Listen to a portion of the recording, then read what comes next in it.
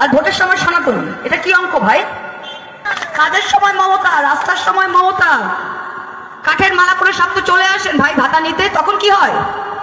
নমস্কার, আপনারা বলছেন দ্য বেঙ্গল জোন। তো আজকে আমরা দেখছি যে তৃণমূলের নেত্রী মহুয়া মিত্রা কিভাবে হিন্দুদের উপর অপমানজনক যে কথাবার্তা, সাধারণ মানুষকে সেটা বুঝতে হবে। ভাতা দিচ্ছে, লক্ষ্মীর ভান্ডার দিচ্ছে, এই দিচ্ছে সেই দিচ্ছে, আপনারা ভোট দিচ্ছেন না কেন? ভোট কমছে কেন? ভোটের জন্য ওরা এই সুযোগ সুবিধা।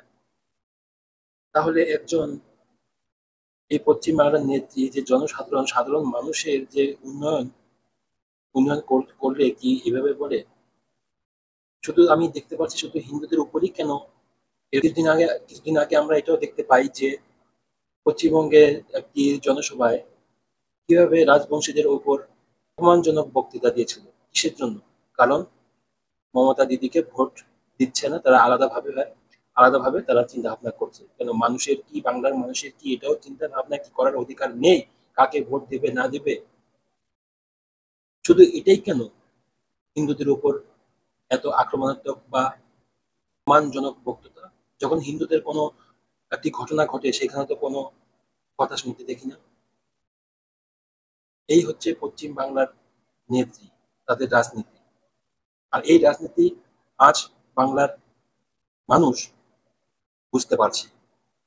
আর যতই বুঝতে পারছে, তারাও কিন্তু এই রাজনীতির দলও বুঝতে পারছে যে তাদেরও কিন্তু ভবিষ্যতের কিন্তু অন্ধকার। ঠিক তেমনটাই কিন্তু পথে চলছে, যেমনটা একসময় সিপিএম এর শাসন ছিল।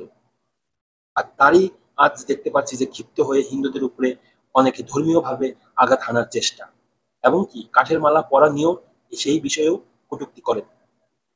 এইভাবে করে রাজনীতি।